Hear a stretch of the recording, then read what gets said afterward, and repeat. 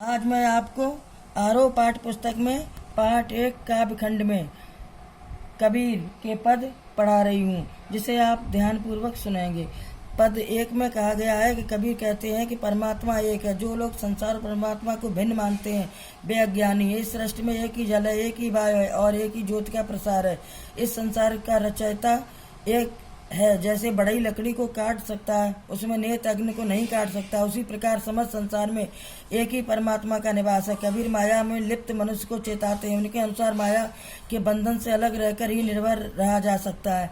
दूसरे पद में कबीरदास जी ने कहा है कि इस पद में जातीय भेदभाव और धार्मिक पाखंडों पर चोट की गई। जो लोग प्रातः स्नान, ध्यान, व्रत, नियम, साधना, समाज, पीपल, पत्थर पूजा, तीर्थ व्रत आदि का पालन करते हैं और टोपी, छापा, तिलक आदि बाहरी वेश धारण करते या कुरान पढ़कर अपने शिष्य बनाते हैं, परंतु आत्मा के बारे में कुछ नहीं जानते, वे भटके हुए हैं। ये सत्य से दूर है। घर घर जाकर साकी शब्द गाने वाले और मंत्र देने वाले गुरु शिष्य अंततः डूब जाएंगे। पद 1, हम तो एक एक कर जाना, दो कहते नहीं कहो दो जुग जिन नाहिन पहचाना। एक है पवन, एक ही पानी, एक है ज्योति समाना, एक है खाक गड़ा सब बाड़ा, एक है कौन आसाना। जैसे बाड़ी काष्ठी काटे अगिन न काटे कोई, सब घट अतर तू ही व्यापक धर स्वरूप है सोई। माया देख के जगत लोभाना, काहे रे नर गरवाना, निर्भय भया कछु ने व्यापक कह कबीर दीवाना। प्रसंग प्रस्तुत पद हमारी पाठ पुस्तक आरोह भाग 1 में संकलित निर्गुण परंपरा के सर्वश्रेष्ठ कवि कबीर के पदों से लिया गया है। इस पद में कबीर ने एक ही परम तत्व की सत्ता को स्वीकार किया है। इसकी पुष्टि में वे कई उदाहरणों से कहते हैं। व्याख्या, कबीरदास जी कहते हैं कि हमने तो जान लिया है कि ईश्वर एक ही है। इस तरह से मैंने ईश्वर के अद्वैत रूप को पहचान लिया है। हालांकि कुछ लोग ईश्वर को अलग अलग बताते, उनके लिए नरक की स्थिति है, क्योंकि वे वास्तविकता को नहीं पहचान पाते। वे आत्मा और परमात्मा को अलग अलग मानते हैं। कभी ईश्वर को की अद्वैतता का प्रमाण देते हुए कहता है कि संसार में एक जैसी हवा बहती है, एक जैसा पानी तथा एक ही प्रकाश सब में समाया हुआ है। कुम्हार भी एक ही तरह की मिट्टी से सब बर्तन बनाता है, भले ही बर्तनों का आकार प्रकार अलग अलग हो। बढ़ई लकड़ी को काट सकता है परंतु आग को नहीं काट सकता। इसी प्रकार शरीर नष्ट हो जाता है परंतु उसमें व्याप्त आत्मा सदैव बनी रहती है। परमात्मा हरेक के हृदय में निवास करता है, भले ही उसने कोई भी रूप धारण किया हो। यह संसार माया के जाल में फंसा हुआ है और भाई संसार को लुभाता है। इसलिए मनुष्य को किसी भी बात को लेकर घमंड नहीं करना चाहिए। इस पद के अंत में कबीरदास जी कहते हैं कि जब मनुष्य निर्भय हो जाता है तो उसे कभी कुछ नहीं सताता। कबीर भी अब निर्भय हो गया है, अर्थात ईश्वर का दीवाना हो गया है। दूसरा पद, संतो देखा जग बौराना, सांच कहो तो मारन धावे झूठे जग पतियाना। नेमी देखा धर्मी देखा प्रात करे स्नाना, आत्म मार पखाने पूजा उसमें कछु नहीं ज्ञाना।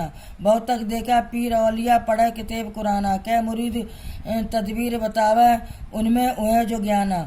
आसन मार डिम्ब धर बैठे मन में बहुत गुमाना, पीपर पाथर पूजन लागे तीरथ गर्भ बुलाना।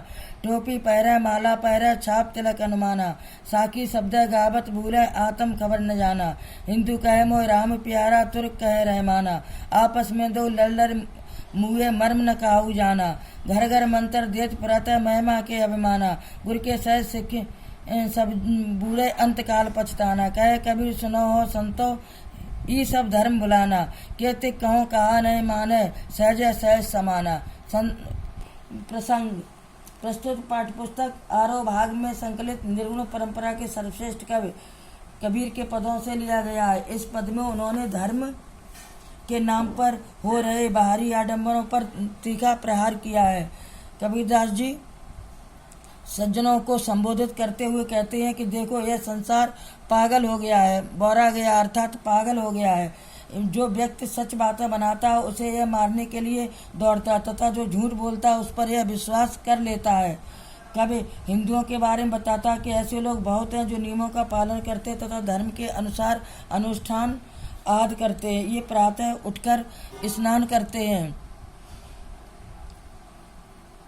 ये अपनी आत्मा को मारकर पत्थरों को पूजते हैं, वे आत्मचिंतन नहीं करते, इन्हें अपने ज्ञान पर घमंड है, परंतु उन्होंने कुछ भी ज्ञान प्राप्त नहीं किया है। मुसलमानों के विषय में कबीर बताते हैं कि उन्होंने ऐसे अनेक पीर औलिया देखे हैं जो कुरान का नियमित पाठ करते हुए अपने शिष्यों की तरह तरह के उपाय बताते हैं, जबकि ऐसे पाखंडी स्वयं खुदा के बारे में नहीं जानते। ये ढोंगी योगियों पर चोट करते हैं जो आसन लगाकर अहंकार धारण किए बैठे और उनके मन में बहुत घमंड भरा है। कबीरदास जी कहते हैं कि लोग पीपल पत्थर को पूजते हैं, वे तीर्थ यात्रा आदि करके गर्व का अनुभव करते हैं, वे ईश्वर को भूल जाते हैं। कुछ लोग टोपी पहनते हैं, माला धारण करते हैं, माथे पर तिलक लगाते तथा शरीर पर छापे वाले वस्त्र पहनते हैं। वे साखी व शब्द को गाना भूल गए हैं तथा अपनी आत्मा के रहस्य को नहीं जानते। इन लोगों को सांसारिक जीवन पर घमंड है। हिंदू कहते हैं कि उन्हें राम प्यारा है तो तुर्क रहीम को अपना बताते हैं। दोनों समूह ईश्वर की श्रेष्ठता के चक्कर में लड़कर मर जाते हैं, परंतु किसी ने ईश्वर की सत्ता के रहस्य को नहीं जान पाया है। समाज में पाखंडी गुरु घर घर जाकर लोगों को मंत्र देते फिरते हैं, उन्हें सांसारिक माया का बहुत अभिमान है। ऐसे गुरु व शिष्य सब अज्ञान में डूबे हुए हैं, इन सबको अंतकाल में पछताना पड़ेगा। कबीरदास जी कहते हैं कि हे संतो, वे सब माया को सब कुछ मानते हैं तथा ईश्वर भक्ति को भूल बैठे हैं। इन्हें कितना ही समझाओ ये नहीं मानते हैं। सच यही है कि ईश्वर तो सहज साधना में मिल जाते हैं। बच्चों, पाठ पूरा समाप्त हुआ, आप भी पढ़ें और याद करें।